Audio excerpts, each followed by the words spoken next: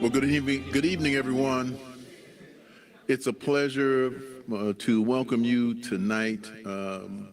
I'm Dr. Byron Brazier. I'm the pastor of the Apostolic Church of God, and I've been looking forward to this first meeting, which really is about. It's not for all the Woodlawn community. We wanted to focus on the residents that were close to the church and that would be close to the development known as Woodlawn Central. So I appreciate each and every one of you being here on tonight. This church is for those who may not know, is 93 years old. And it was a family church that started in 1932 in Washington Park on 57th and State. And in around 1953, we moved to 6344 Kembark, and that church building is still in existence. And then we built the first sanctuary in 1977, we moved in. And then the main sanctuary, which is in the other building that many of you came through, was built in 1991. This building was built in 1998. And the Family Center was built in 2007. We used the same brick to make you think that it was all built at the same time. But it was actually built in different times. My father was the pastor, became the pastor in 1960, and around that time he started the Woodlawn organization. And during his time, while he was alive, he actually initiated 17 different developments that took place in Woodlawn. The 63rd Street homes, the homes down Kenwood, and so forth were initiated by him and through his efforts, along with many others. Jackson Park Terrace, that's now right across the street from the Obama Library, was initiated by him. So this church has a history of development. We have a history of doing the things that improve the community, and we are the largest advocate for the citizens of Woodlawn. When I became the pastor in 2008, I took over many of the community efforts, establishing the network of Woodlawn, along with the Woodlawn Children's Promise Community, the Woodlawn Safety Alliance, and many others. And we're very, very successful during that time. And you'll hear more about our education initiative in the future. But the church initiated, and I'll introduce you to my son, Byron, we initiated the development of Woodlawn Central. Coming before the pandemic, there was what was known as a 2060 plan for Woodlawn that included the entire 2 square miles. And the plan that is currently for Woodlawn that is on the website of the Department of Planning website, much of it came from the plan we had documented and had been approved by the community in advance. But during that time, during the pandemic, my son came to me and said, why don't we initiate what we would do in the community? Why don't we take the 7 acres of parking and catalyze what we were thinking about doing in the community? And it took him a while for me to be able to agree to that. So I don't want you to think it was a snap decision. It was, he had to work on me. But over a period of time, it was kind of like, that just makes sense. If you're going to develop and you have 7 acres of just parking lot, why not develop it? Why not be a catalyst to the rest of the community? And so this is what you're going to see today, and you'll see where. And this is now, we introduced this like 3 years ago, and we've had other meetings on it just to keep it fresh in everyone's mind. But now we're entering into the stage where we are negotiating now with the city of Chicago to amend the plan development, and we initiated the consultants, and you'll hear all about that tonight, and you'll begin to see phase one in detail. All of this is not going to be built at the same time. That would be too disruptive. But you'll see the entire plan, and you'll see the entire vision, and then you'll see what we're planning to be the first phase. So I thank you again for your patience, and I do want to introduce my son, and truly an artist and a visionary, my son Byron Brazier.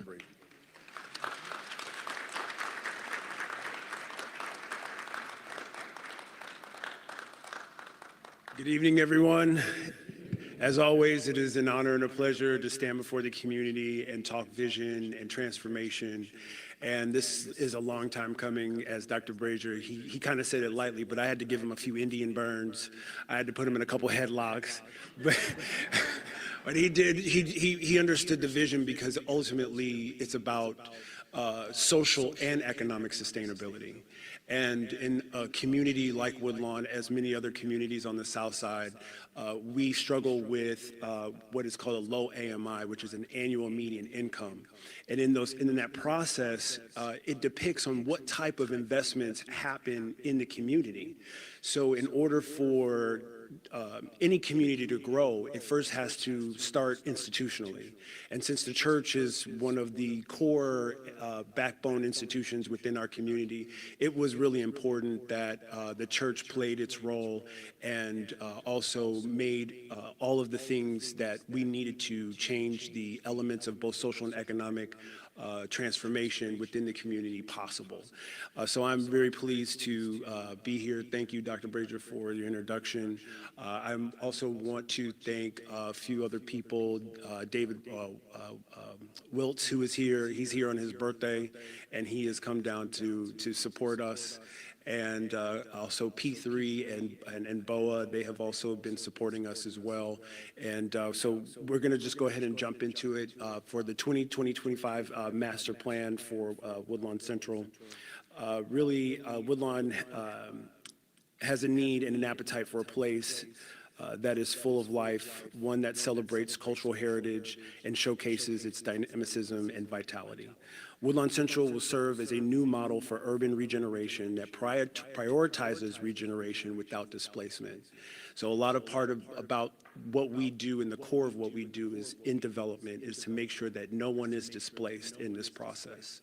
And that's the benefit that we have developing from the inside out, is that there is a intention for an intrinsic benefit, making sure that the people who are here can stay here and are supported throughout the process. Woodlawn is layered of culture and reflects the neighborhood's history and aspirations for the future. Woodlawn Central embodies that future, a future of vitality and innovation for the Black community that is built from within. Challenges the notion that gentrification is inevitable as urban places regenerate. So as Dr. Brazier was talking about the timeline, we did start this during the 2060 plan in pre-pandemic. Then when it happened, we were just like, we can't just sit here. We have to figure out how to catalyze this. So in 2019 or 2018, we did the 2060 plan, which was commissioned by Skidmore, Owens, and Merrill. In 2019, we did an area analysis with AECOM, which is one of the top design and planning firms within the country. During 2021 and 2023, we did work on the concept master plan and making sure that we found the right partners. We had a bunch of meetings, several billionaires, several millionaires, several developers, and one of the things that really rang consistent was that they wanted to put low-income housing here on our site, because they know that they can get subsidies in order to do that. And what happens when you have affordable or deeply low-income housing on the east side of the community, the west side of the community will suffer as well. So a lot of people say, well, you announced in 2021, it's 2025, what's taking you so long? Well, there's systemic issues that we have to struggle with and battle with, to making sure that we're bringing market rate investment, that there is affordable housing, but there's also other housing that will help raise the AMI of the community, and so that this side of the community can now, the west side of the community can now borrow the AMI of the east side of the community, so that the west side of the community can also have market rate investment and invest without displacement as well. So the model stays clear on making sure that people who are moving in understand that there is a culture here, that there is a family here, and people have been working very hard, making sure that the way the community is going to be was intentional. And in 2024, we revised the plan with the Department of Planning and in their input. And in 2025, we also revised Phase 1, which we will update you today. And we are heading into also the meeting with the aldermen very shortly. And I want to play a quick video for you. It's about 2 minutes. And this is our fly-through.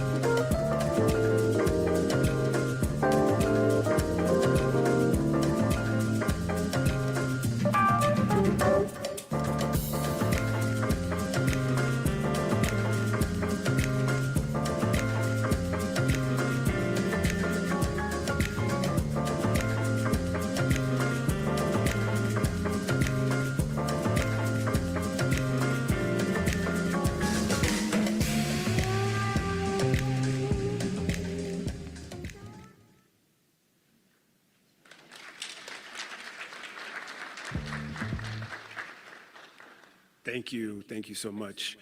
As you can see, it's a pretty dynamic and very intense project. And to kind of give you an overview, we're looking at about 1.5 million square feet of developable space, 870 residential units, which will be mixed income. 30% of the units will be affordable. Oh, sure. Sorry. That better? Sorry. Let me hold it. So 870 units for residential. It will be mixed income. 30% of the units will be affordable. And we will have an activated street with commercial and retail. We will have a hotel with between 150 and 153 keys. A theater between 200 and 300 seats. Art gallery, museums, digital resource center. And I want to just mention a little bit about the Digital Resource Center. As we are currently moving into the world of AI, it's going to be majorly important that our community, both youth and adults, have access to understanding how to utilize the new technology that's coming up. Crypto is coming up as well. And so we want to make sure that we're not just looking at what 2025 or 2026 or even 2028 looks like, but but what can we prepare for as far as the digital world that we will most certainly be and inevitably moving into. That Digital Resource Center will also have co-working spaces and incubators for startups and startup businesses. And the 2.6 FAR with the church is, that's a little technical, but it just talks about how much area ratio there is within the entire community, or sorry, the entire campus. The economic growth and housing for all, our Community First initiative, interest current Woodlawn residents will have the opportunity to have a first option within the project. So anybody who is renting right now and in the area, or you want to downsize or whatever the case may be, we'll make sure that everybody in the community has an opportunity to get in before anybody else. We're going to prioritize current needs, workforce development, workforce housing, seniors, veterans, students, artists will all have a place at Woodlawn Central. We want to exceed the city requirements. So we are targeting at 50% more workforce housing than required. And so you can see kind of in phase 1A, phase 1B are split. They're not going, they will happen in tandem. But you'll see that the affordable housing side, there'll be about 28 units for the affordable and phase 1A, and about 227 units available in phase 1B. That will be our larger building that will be on 63rd and Kenwood. Also, Woodlawn Central has a great opportunity for job creation as well. You can't talk about a Black community if there are no Black businesses. And you can't necessarily talk about having an opportunity to build culture if the culture is not represented. When you go to Pilsen, it's represented. When you go to Ukrainian Village, it's represented. When you go to Chinatown, it's represented, right? It's still diverse, but there's a very specific and unique culture that is represented. So we want to make sure that not only are there jobs to build businesses, but there are jobs to raise capital to build your businesses. So within the co-working office spaces, 163 jobs will be available, mixed retail and restaurants, almost 300 jobs will be available. The hotel will have 45 jobs, senior housing 28, residential 22, theater 10, farming 10 plus. And then the Woodlawn Central Association. So we're looking at somewhere around 595 and maybe even more, maybe a little bit more, somewhere in the 600s for job opportunities as well. And so just to kind of give you a lay of the land, so the big buildings right here, that's A, and then B, all the way to the right, it goes clockwise. So A1 and A2 are the residential. It'll have 451 units. That won't be until phase 2. And then as well in phase 2 was the theater, which is just east of the big block there. Next to it is the hotel with 150 keys, a residential of 94 units, and parking and retail. That's going to be our phase 1. We needed to start there because we have to replace the parking for all the parking lots that we're taking from the church.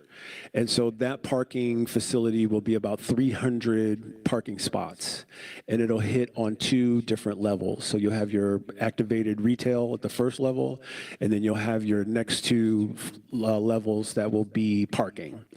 And so we have traffic studies, we have movement studies that will teach you and help you guide on how people get in and out and how the garage will work on Sundays for members who live in the community or maybe who drive here.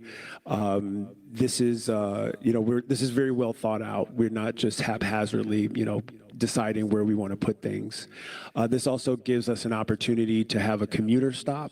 So people who don't want to drive all the way downtown, they can stop at Woodlawn Central, they can park, and then take the Metro downtown. To the right where you see Urban Farm, we've moved the Urban Farm to that spot, but we also added additional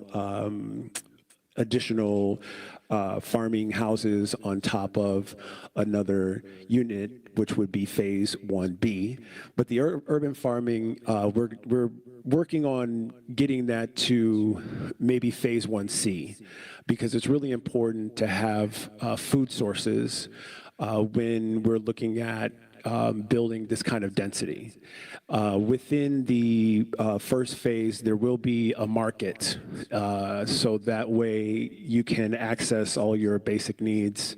It'll have a international market feel, eggs, bacon, milk, cheese, anything everything that we needed have to get in our car and drive to Jewel, or, now we can kind of walk to that. And that produce that it's built from the farm will also be in that market as well. We are looking at about 350,000 cubic feet, which will render about 3 tons of produce annually. So not only can we source for the community, but this also has a built-in business model that also allows for distribution. I've spoken with McCormick Place, I've spoken with the University Hospital, and they're all interested in soliciting from our farm. So that way we can make sure that this is sustainable, not just from an end user from the community, but also from an end user for distribution.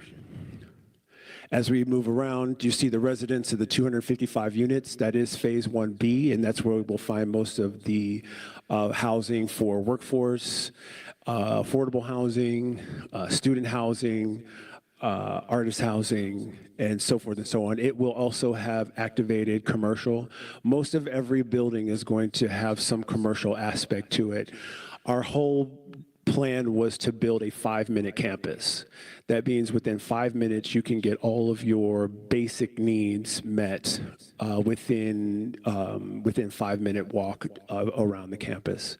Directly across 63rd, where you see senior housing, will be 70 units, and that will also be a part of Phase 2B. So I am going to bring up David Wiltz, who is a part of Digital Master Planning. He is the CEO and inventor of, I think, one of the best GPS systems for development that I've seen while I've been doing development. But he's going to come up and talk us through the next phase of construction and management, as this is his forte. So let's give David a hand.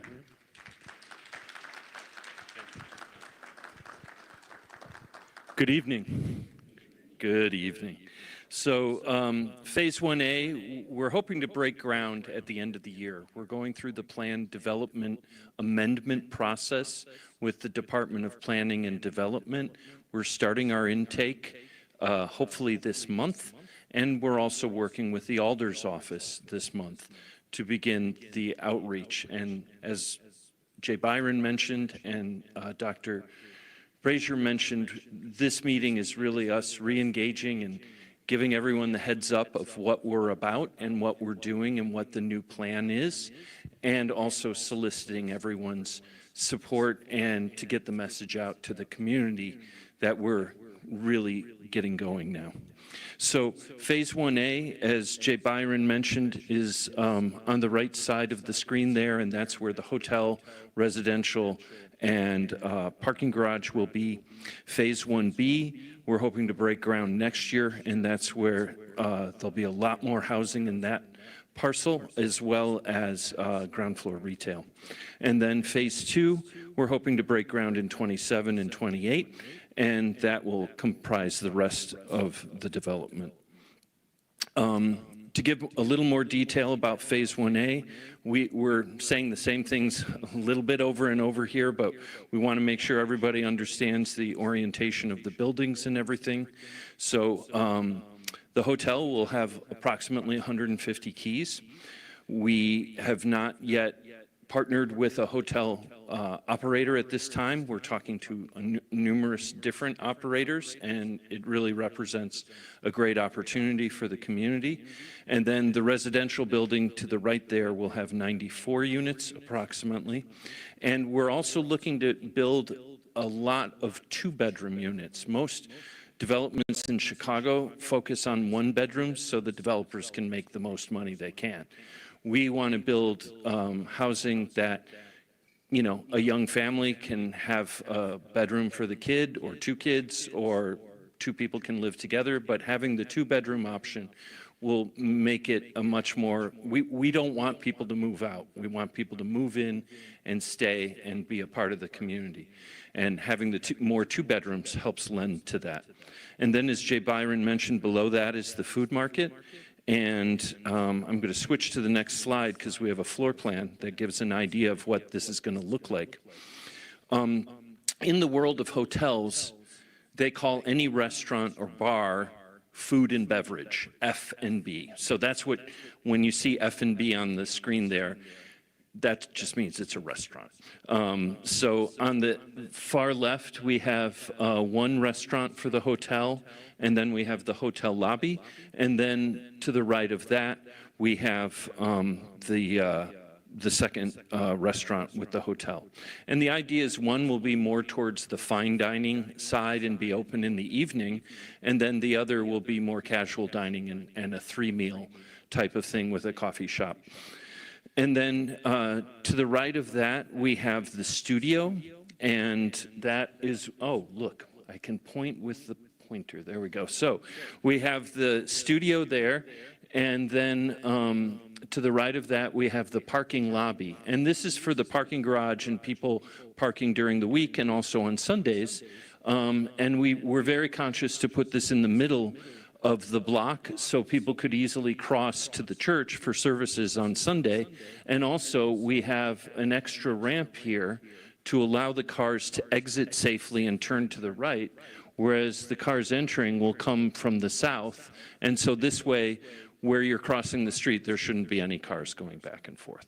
So we're just trying to be as conscientious about the community and how everything works so we can not just match, but improve what's already here. And then to the right of that, as Jay Byron mentioned, is the food market. And right now it's being shown as 13,000 square feet. And I was trying to picture how big is 13,000 square feet. And so I looked up with my ChatGPT friend, how big is a 7-Eleven? And a 7-Eleven is 3,500 square feet, typically. So this food market will fit 4 7-Elevens worth of retail. So that should offer a lot of opportunity for new companies to start and get a footprint here or get their foothold here, and then also provide the community with a lot of options. And then above that ground floor, we're going to have 2 floors of parking. And as Jay Byron said, this is really to help replace the on-grade parking that we're building buildings on top of. And we wanted to get the parking lot built as soon as we could, so we wouldn't be disrupting things later on.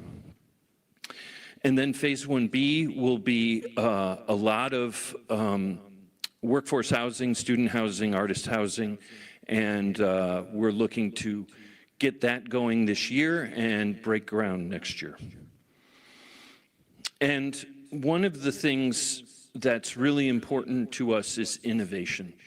And a bit about my background, I've been working on large-scale projects all over the world for the last 15 years. And I'm from Chicago, I live in Chicago, but pretty much all of my work has been outside of Chicago and international and on the coasts. And when Jay Byron and I reconnected a few years back, and he shared Woodlawn Central, I got so excited because this is the size of project I'm used to working on, and also this is the type of project that doesn't seem to get built here in Chicago like it should. And one of the things that is really important is innovation. And when we think about innovation, it's not just technology, it's not just having Wi-Fi and cellular coverage everywhere. It really is about innovating everything we're doing. And we really want to create a new model for development that makes the existing model obsolete. So what does that actually mean? We want to be an incubator for new businesses and create more jobs. We want to create wealth in the community and give those young companies a place to have their home and to start out, and also co-working spaces and pop-up retail so anybody can have a shot. And then we want to innovate on the way all of this is implemented. So we're talking all the technology in the buildings, smart buildings, prop tech is the term, and I know more about it than I ever wanted to know. So I'll be able to share that with the project as well. And then with the innovation in real estate development, we really want to look at taking a cutting edge to this, because we're walking into the most difficult time to build since World War II. Because of tariffs, because of supply chain issues, immigration labor makes up over 30% of construction labor. When you look at the high interest rates for debt, and then the incredibly high return on investments that real estate investors want to have, it's really a difficult time to build. And I know more than a handful of Chicago-based real estate developers who have stopped building because it doesn't pencil. They can't make the money they want to.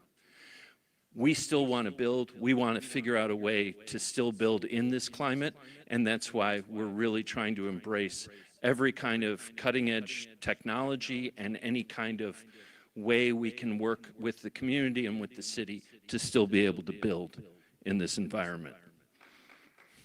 Thank you. Yeah. So digital equity is something that I've learned a lot about, and when COVID happened, a lot of parents didn't have computers for their kids to attend school with, or they didn't have Wi-Fi, and it was a really challenging time for a lot of families. And having digital equity really comes down to 4 key things. The first is having the high-speed internet. The second is having the computers and laptops and phones to actually do it. And then the third thing is to have the skills, so you know if it's a phishing email and you know if it's spam and you can't be taken advantage of. And a lot of folks need help to get those 3 things in their lives, and this is where we see the Digital Innovation Center as a place to help serve the community. Law firms, banks, they get rid of thousands of laptops every year. Every 2 years, most executives get a new laptop. Where do those laptops go? Typically to the garbage. And so there are programs in other cities like Minneapolis and Philadelphia where those laptops are taken, the hard drives, usually are not in them. They put in new hard drives, they put in a fresh operating system, and then they just hand those computers out to folks in the community. And this brings to the 4th thing is digital careers, and being able to fix up those laptops, help and train people how to use everything. That gives you a career in IT and desktop support and lots of other things. So we really see digital equity coming, offering a great opportunity as part of Woodlawn Central and a way to help the community on a more innovative way. So a bit about historical context, and Jay Byron and I were meeting with Dr. Brazier earlier this afternoon, and Jay Byron and I never saw this building, but Dr. Brazier did, and this is the Illinois Central Railroad headquarters building that used to be right across the street, right? A lot of you are nodding, go, yeah, I remember that building. Yeah, so guess what? Its foundation is still under the asphalt there. So we're going to have to figure out how to drill through it for our footings and everything for the new building. But this is part of discovery, and this is the historical context of what we're working on. So the 20th Ward community development process is what we're going to be going through over the next 6 weeks or so. And the 20th Ward, and we agree with this, we need to have community meetings, we need to share what we're doing, and we need to also communicate clearly what the goals and objectives of the project are, and also what the outcomes the community can expect to see. And so we thought a good way to close today is to go through the questions and things the Alderman's office feels is a priority, and we also agree are a priority. So the first question they ask about a development in Woodlawn is, did the developer have an understanding of and prior knowledge of the community? I think this is, you couldn't get more obvious. The church has been here forever. So I think this is a question that the project has well in hand. The second and third questions are about, will the development have a positive community impact? And will the development have sufficient local hiring apart from the development itself? I think, again, the project's ticking all the boxes and scoring really well, because we're going to create around 255 new affordable housing units and expect at least 600 jobs by the time the whole project's built. So we're really trying to be a part of the community and grow the community. And actually, let me talk about that for 1 second. In real estate development, the term that's typically used is revitalization. And I was very much corrected by Jay Byron. He said, no, this is regeneration. All of this was here before. There was this retail, there was this prosperity. And we're bringing it back. We're regenerating it as part of the project. It's not revitalization, it's regeneration. So, does the development fit into the community character? As it says on the top of the slide, this is a project of the community and for the community. And so it is the character of the community and reflecting the community in the design, intentions, and the goals and the outcomes. The fifth question is, does the development have a positive impact on the environment? This is a given. We're going to build these buildings in a sustainable way. We're going to tick all the boxes, and the multicolored table you see on the right is the Department of Planning and Development's sustainability scorecard, where they ask you to score at least 100 out of the possible points. Our perspective is a little different. We want to do everything on there until it proves that we can't or isn't economically feasible. But we're going to do everything we can to make the buildings as energy efficient as possible, which means everybody's utility costs are lower.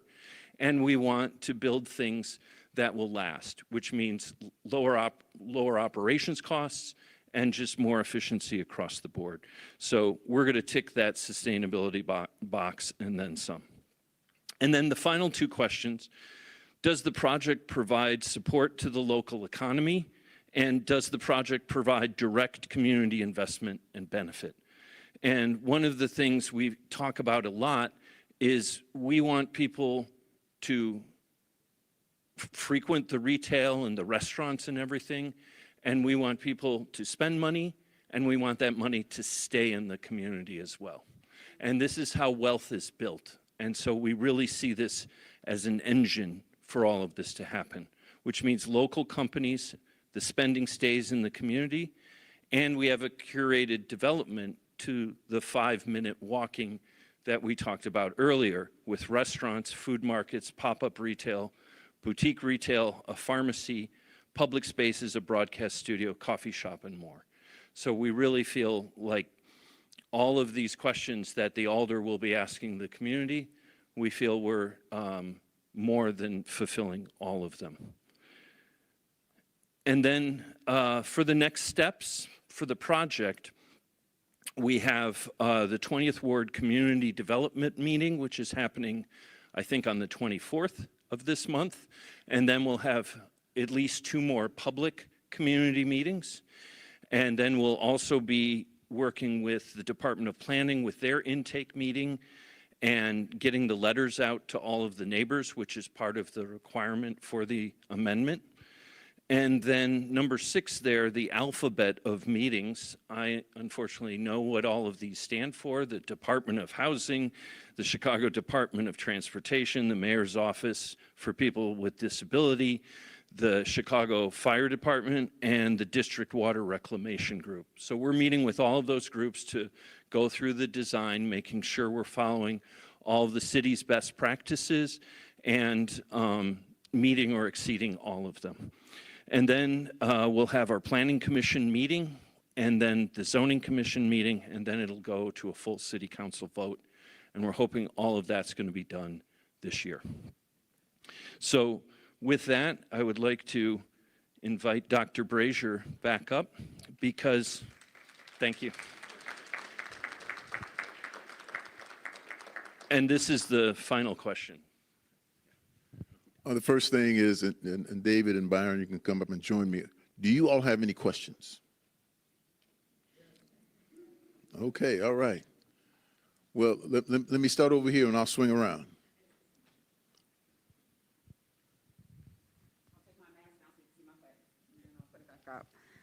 Good evening, everyone. My name is Kathy Mitchell. I'm a longtime homeowner in Woodlawn. We live right over the track. We've been districted, so we're in the 5th ward now. We were longtime residents in the 20th, but now we're in the 5th. And we have been in this Woodlawn neighborhood for 70 years. And my parents, just FYI, loved your father. All right. Why am I just now hearing about this as a longtime community resident? I was on my daily jog, and a gentleman handed me a flyer about this development. And this is the first time that I'm hearing about it. So I have lots of questions because I'm not quite clear where the boundaries are. I want to know, how is this going to affect us as homeowners? Because I'm on East 65th Place, where there's more vacant lots than homeowners. And behind me, there are empty 3 flats that are being renovated, and they're being filled with migrants. So how is all of this going to affect me? Because right now I'm dealing with this migrant issue that has migrated to my block. And so I want to know, how is all of this going to benefit longtime homeowners who've been in here for the long haul? I don't know how you all feel, but I want to. Yeah, I would love to answer your question. So thank you for your question and your concern. I think it's probably one of the greatest concerns when it comes to development within our community specifically, because once we start seeing development happen, that is a red flag, right? What about, property taxes? What about, can I keep up with what's going on? Is it going to be too expensive? That's one thing that we're always concerned about, specifically in Woodlawn, for Woodlawn Central specifically, because it's important that the development is done from the inside out so that these needs are taken as seriously as possible. For you having heard this just recently, we have done our best to communicate what we've been working on for a while. Development has its dead spots, right? I try to update everybody as much as possible when we have time. We have a website. We are on social media. We're on LinkedIn. So you can always check there for updates and what we're doing. We're going to bolster our communications plan next year or about the end of the year, now that we have more funding coming in.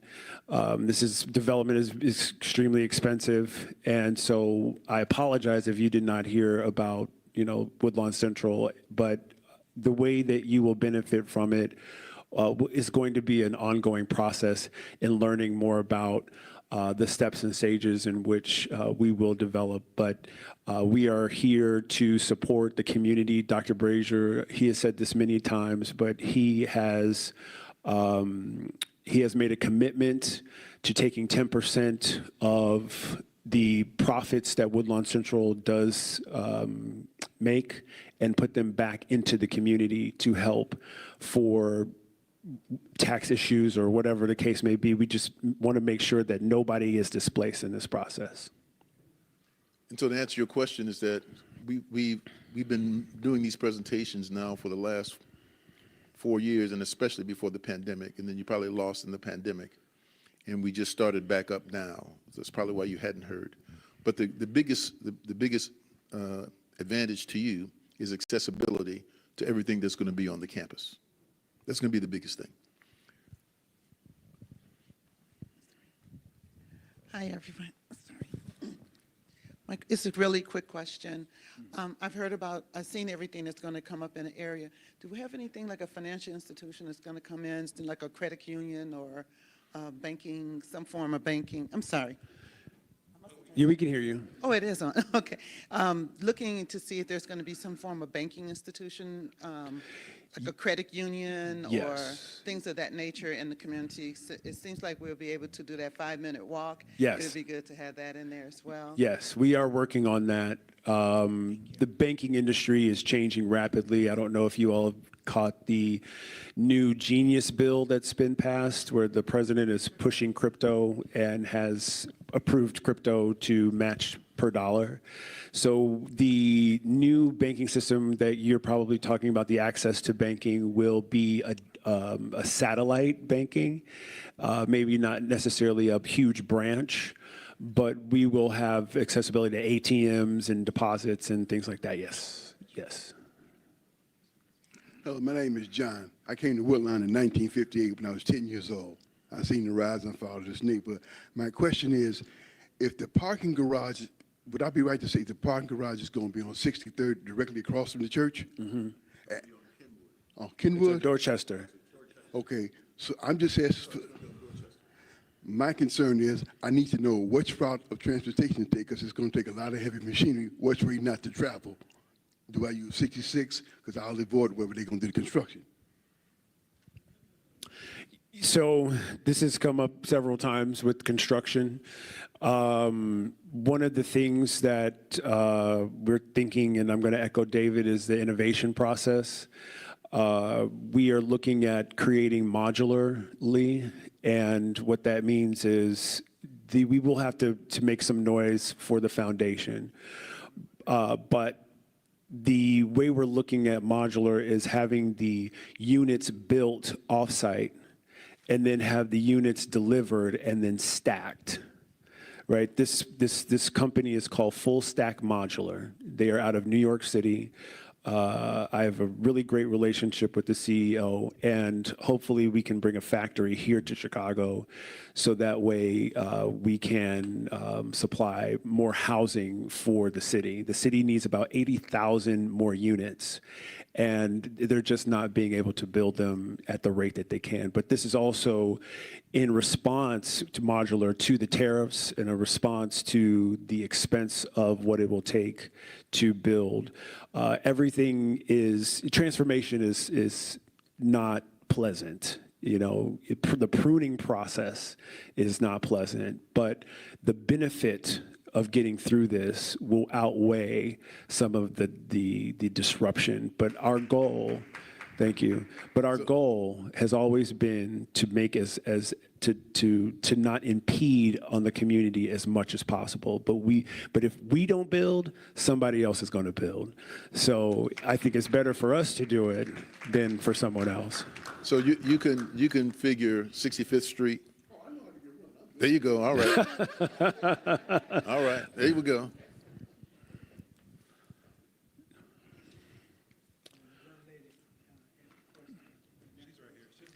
Okay, go ahead. Okay, go ahead. Good evening, everyone. Dr. Brazier, as you know before, I've worked in Woodlawn with the redevelopment of Woodlawn Hold it up. with your dad. As a community organizer here in Woodlawn, some of the obstacles that we faced back then when we had the football field built over at Hyde Park High School. We built up the resources and funding to get that done. We ran into a lot of opposition from the bird people because we were tearing down trees, and they talked about the construction and getting jobs done for our young people in the community, the laborers that are going to do the work. As we saw with the Obama Center, when they started to open, we had a lot of protests to make sure that our people in the community got some of those jobs. But now, when you stand outside, you don't see any of us coming out at the end of the day. So that's one of the concerns that I've been hearing throughout Woodlawn. And just like the other young lady said, that the information and the emails are not getting out to the residents about these meetings, about the alderman's meeting and the town hall meetings that are coming up. So that were some concerns that they had. Thank you for your question and concerns. Again, we're a boutique community developer, right? And so the type of communications that that allow us to be as proficient and efficient, we're talking $30,000 a month, just minimum, right? So we're working on getting that taken care of. But the other side of your concern was the jobs and making sure that the people from the community are getting jobs. And that's our concern too. We want to make sure that there are jobs available. And once we get through this entitlement piece, the opportunities will open up because in our world, it doesn't become a real project until entitlements are done, right? And so once we have the real project, all of the concerns that you are now talking about, we will have specific departments that will then target all of the people within the community to making sure that they know what the opportunities and the benefits are. Good evening, everyone. My name is Pamela McDaniels. Hey, Byron. Love you. Love you too. My question is, you listed all the businesses that will be coming into the Woodlawn Central. Yes. And I saw the word other. Would other include small businesses? Yeah, so within the large two high rises and the two mid rises on A1, A2, there's going to be a promenade. And the model is smaller, denser spaces so that you have less overhead and more activity. I don't know if anybody has ever been to Lacuna Lofts in Pilsen. That was one of the projects that I created back in 2010.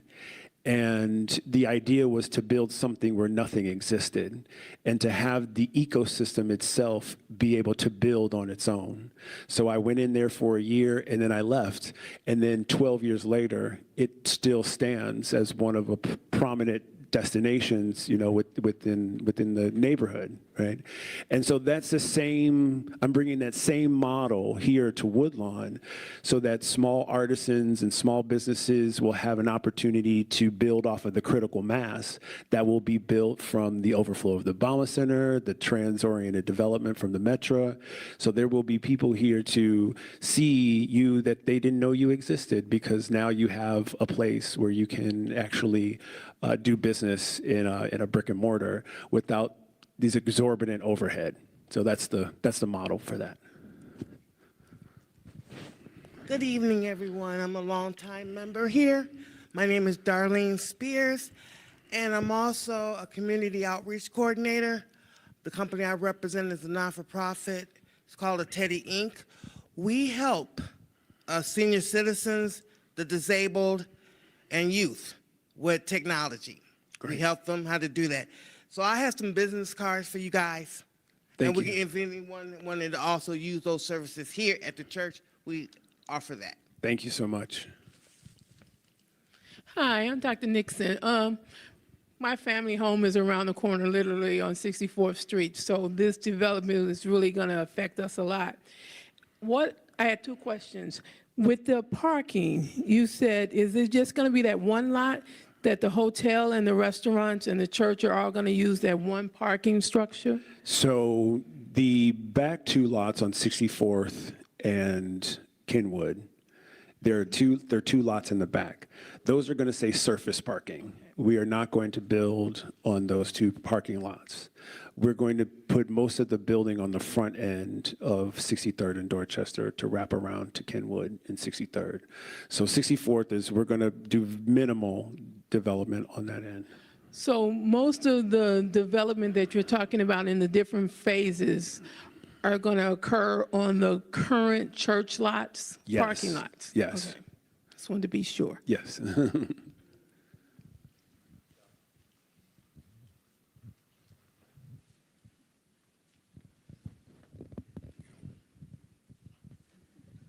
Hey, good evening.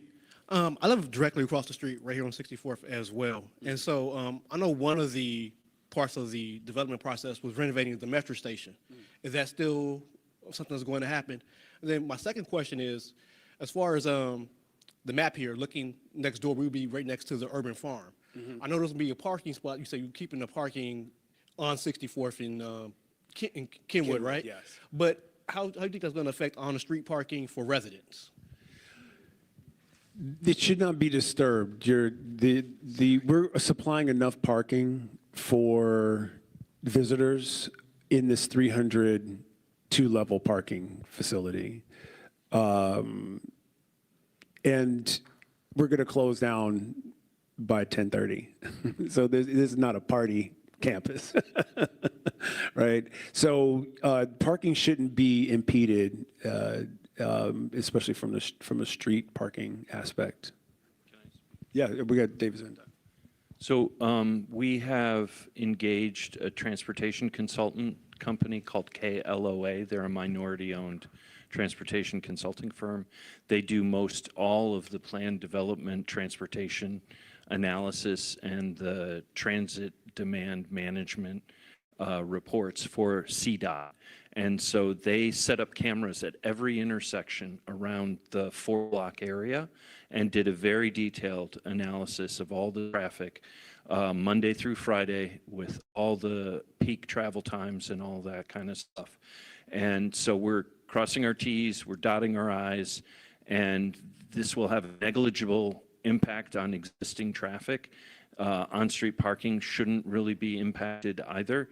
And the way we're building the parking garage should accommodate the additional traffic on Sundays in a good way. So we're trying to be as conscientious as possible.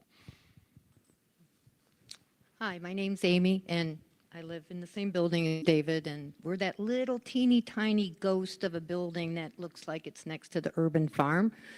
A little worried about what is going to happen with the large-scale apartments, hotel, theater, light pollution, traffic, car traffic, to what is currently a very nice, quiet, livable, friendly, family neighborhood. So, you mentioned traffic. Right now, we have these 2-lane roads.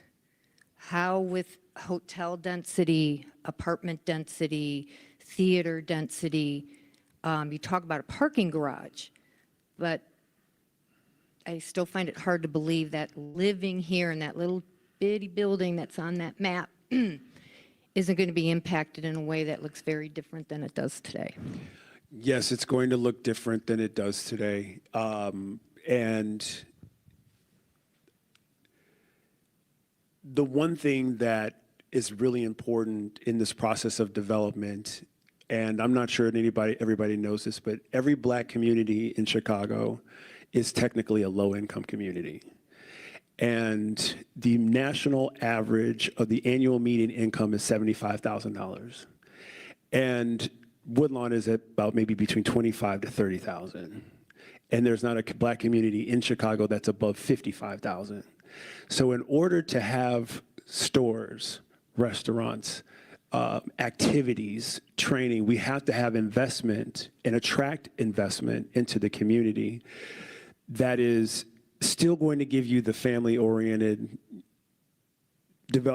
community that you really love, but also raises the value of the community so that the people in the community today will be able to pass down the homes that they've been living in for years to their next generation, and that home is actually going to have value.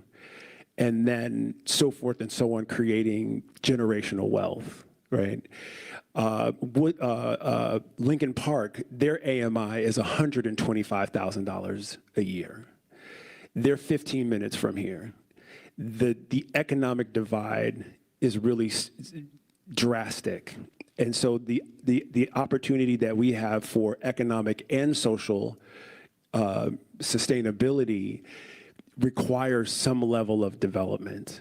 And so whatever we can do to try to make this as comfortable as possible, we want to do, which is more than any developer would ever say to you, to your face. They'll say, okay, and then they would build whatever they wanted to build anyway. We're doing traffic studies, we're doing shadow studies, we're doing all of the things that are transparent in this process to making sure that you're satisfied with what Woodlawn is going to become, because we have 25,000 residents in a community that has a 90,000 resident capacity. Okay, so there's a lot of dead space, you know, and so it's really about creating a community that has been devastated from redlining and all kinds of, you know, discriminatory practices that the city has still yet to understand. We are on still the 1940s zoning laws today. So this is an opportunity to actually, to echo David, to create a model that makes the old model obsolete, so that more communities in the South Side can develop districts like Woodlawn Central. I don't know how else to, you know, address, you know, some of the other things that you're concerned about, but I understand completely. And let me say that the vast majority of the activity will be on the front end towards 63rd Street. But you then have, because of where you are, without moving or anything else, you have full access to everything that's on the campus.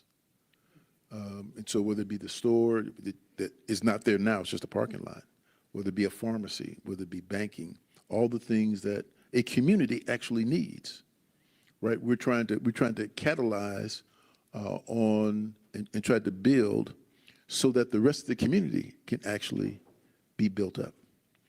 We don't want to produce another High Park. You know, that's not what we want to do. That's the reason for the traffic studies. We do not anticipate another 53rd Street. On Saturday, I don't go down 53rd Street, and neither does anybody else.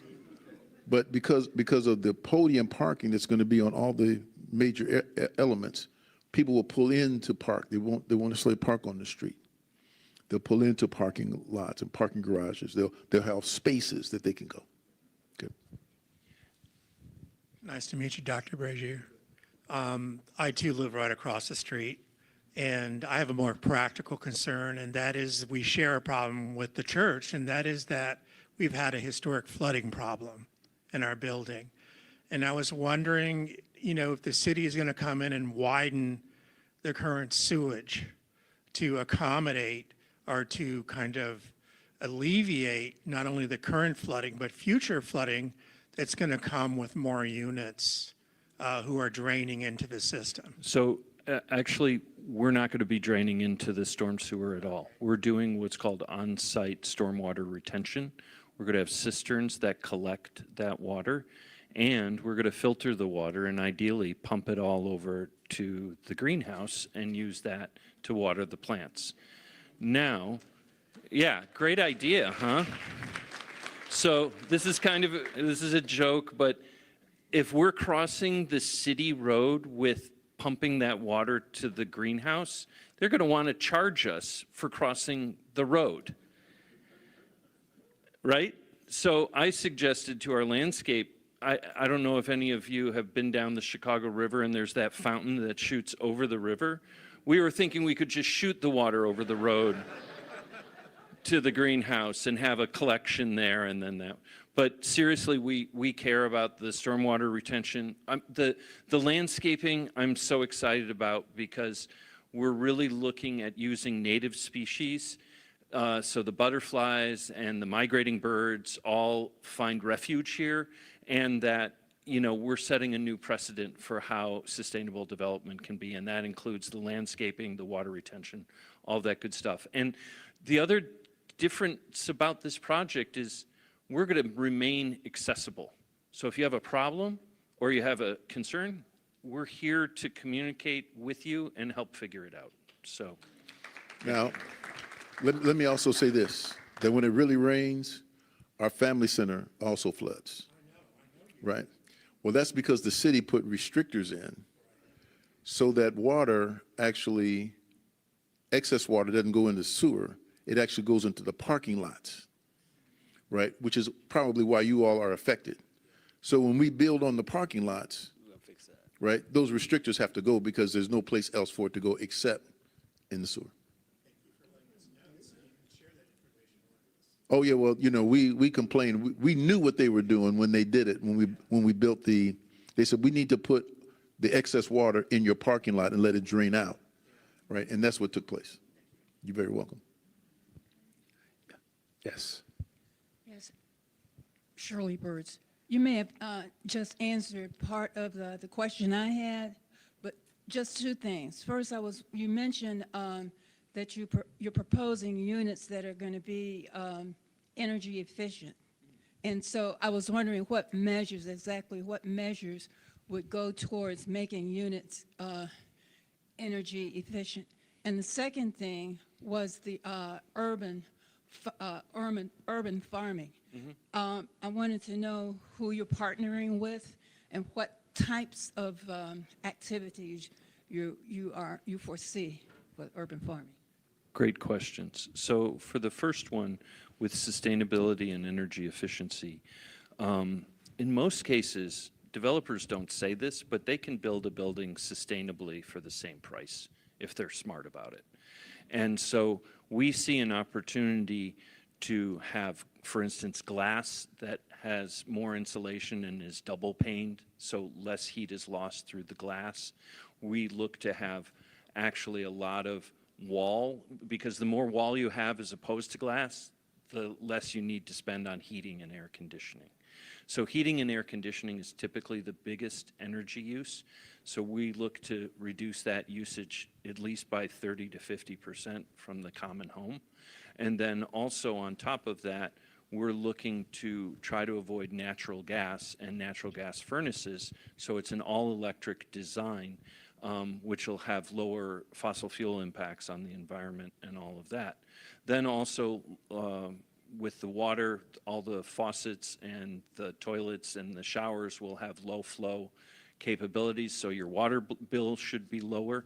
And all of these things collectively will have a transformative effect. And what we're looking at is not just the residents having a lower utility bill. We want the retailers and the whole community to pay less for utilities. So we really want to set a new precedent for how developments like this are done. And with that, share the story of these victories. The second question about the farm, do you want to snag that? So I've been in conversation with a company called Freight Farms, and they have stackable units that build internally, and they use the artificial lighting. But we will also have on top of the building natural light farms as well on phase 1B. So we have not looked at a partner for the greenhouse on that, but we are looking at Freight Farms for the one over on 64th Street. Hello, my name is Portia. I have a question for the younger generation. I see everyone in here is probably homeowners, and I don't even own a home right now. But I am from this community, and I just want to know, when will we be aware of everything that's going on that's new? When will we have an opportunity to fill up the room and speak to you guys about what's going to happen with the next generation?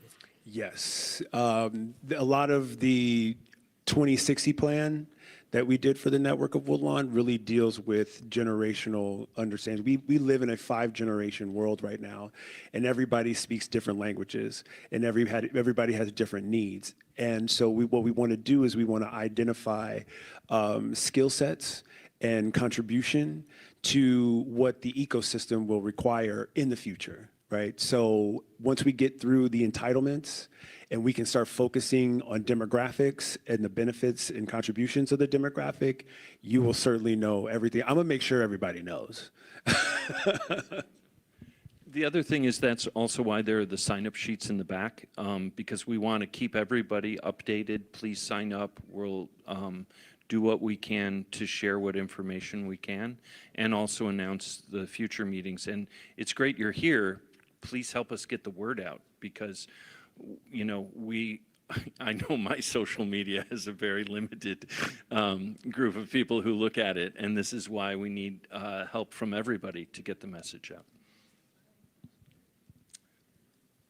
Good evening. I was wondering with respect to sustainability and energy, is there any solar energy component to the sustainability and energy? Yeah, efficiency? in the original concept, we were looking at having a microgrid, which is now where the energy, where the greenhouse is going to go.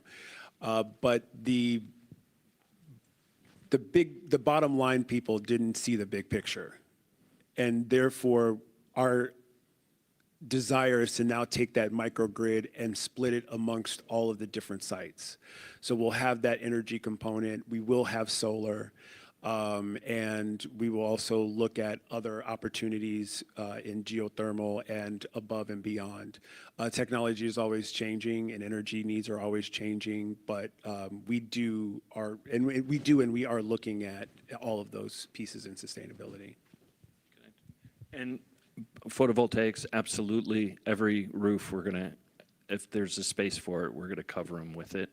And what's funny is a lot of architects and designers think you can either have a green roof with the plants or you can have the photovoltaics. You can absolutely have both.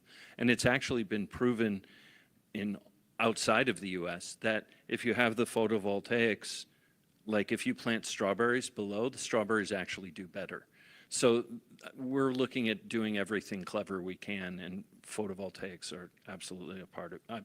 I'm using the fancy word. The solar panels are absolutely going to be a part of it. Good evening. My name is Keisha Nixon, and I live down the street here on Dorchester. And I'm coming to the conversation a little bit late, but you know, I find it interesting. You mentioned that the average median income is about $25,000 to $30,000 in the neighborhood. And my concern is, are the current homeowners and the current people who live in the neighborhood, are they going to be able to sustain themselves and continue to live in the neighborhood? I'm all for the development. I think it's great. My parents lived in this neighborhood, and had my dad been alive, he'd be 103 right now. So we've been over here for a very long time. And so I have no intentions of selling my home. I don't want to. I love it over here. But I'm wondering, am I going to be able to continue to live here? Am I going to be able to afford it? And then I'm looking at this and I need to get a little closer so that I can see it better. But is it expanding down Dorchester, 64th and Dorchester? I just want to make sure that I understand that, but then also just know that people who currently live here and people who own homes, are they going to continue to be able to afford to be here? Yes, and so the campus, the parking lots are going to be the only thing that gets developed just on the church campus, and the 2 parking lots back on Kenwood and 64th are going to also stay surface parking. Dr. Brazier has committed putting back what he says it calls a tithe, but 10% back into the community so that there is development without displacement. So for those who need financial assistance and help because of the development, because it is going to raise property taxes, it's just the nature of elevating the community economically. So we want to make sure that there are systems in place to support community members who are of low income currently, and then also offer opportunities in the job market or the workforce market. No matter what age you are, there's a place for you within the space. I know some people are retired. I know some people, may not be upwardly mobile, but we also have an active senior building as well to help and support some of our elderly.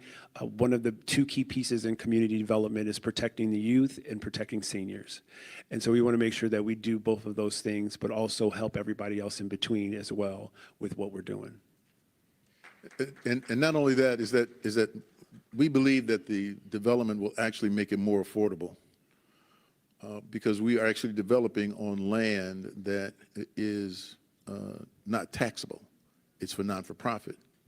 Once we build, all those elements will become now taxable, which really should stabilize your taxes because you're actually building in industry. And we will be having discussions with the assessor's office, to do exactly that. And they're going to have a whole lot of pressure from me anyway, because I've talked to several of the commissioners, and we're going to have hearings on property taxes. From the whoever the evaluator is. We're gonna have them come out to Woodlawn. We're gonna have some detailed discussions. But overall, this should help benefit the stabilization of the Woodlawn community, especially those who are here, because we intentionally invited only those who were going to be around the development. So this is not the whole community meeting. I didn't bring this out to everybody. Those who are going to be most impacted, we wanted you to have an opportunity to speak before anybody else did. Right? That was my desire. And so my belief is that we're going to be safe in this together, and we're safer together than not. All right. So that's you never can tell what's going to take place, right? But all the other advantages, I think we're really going to turn out to be good. So as I begin to close. Okay, one last question. It's not really a question. It's in response to what the young lady was asking. Before, when we did development with all the new homes down Woodlawn and with the L coming down, there are groups within your community, especially with the Alderman's office. If you've lived in Woodlawn or your community, having strong block clubs, you get a lot of things done. If you're a senior and you've owned your home over 10 years and they paint your garages, they come out and paint the street lights, they paint the fire hydrants. These are all things that strong block clubs and senior citizens that are homeowners and taxpayers that live in the community, these things are available to you from your alderman's office. So these are things that will support you in helping to sustain your homes and keeping your properties. So these are things you should check and look into. So just wanted to let you know that. All right.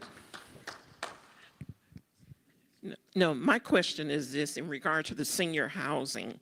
Are there, and you may have even made mention of it, like things for like a workout room or arts and crafts and things where seniors don't always have to go out and can stay in their building if they want to? Is there going to be anything like that? Yeah, Okay. yeah, it's an active senior building. It's not hospice or yeah, there's nothing wrong with hospice, but it's not that. It's we're in a baby boom, right? And so baby boomers wanting to downsize, but they don't want to have to go too far to get what they want. There's activities are going to be a major part of the campus. It's just not going to be a bunch of buildings. We're actually going to program cultural activities for everybody. And actually, we're thinking the pharmacy should be In the senior building, yeah. Wouldn't that make sense? So I really appreciate you all. Let us give David and Byron a big hand. And so this is a question list. Now, there's going to be 2 additional community meetings, and they're going to be full community meetings. And you know, you'll be invited, especially to the second one, where you have to sign up to actually vote. But these will be the questions that will be asked. And so I'm not going to ask any other question other than number 5. And so all those who are in favor of this development, please raise your hand. Keep your hand up because they're videotaping you. All right. Well, I appreciate it. Thank you so much. And so we'll be doing this again. We have your address and your emails. You'll be getting an email thanking you for everything, you know, for tonight. And we will be keeping in touch. So may God bless you. Please be safe as you leave.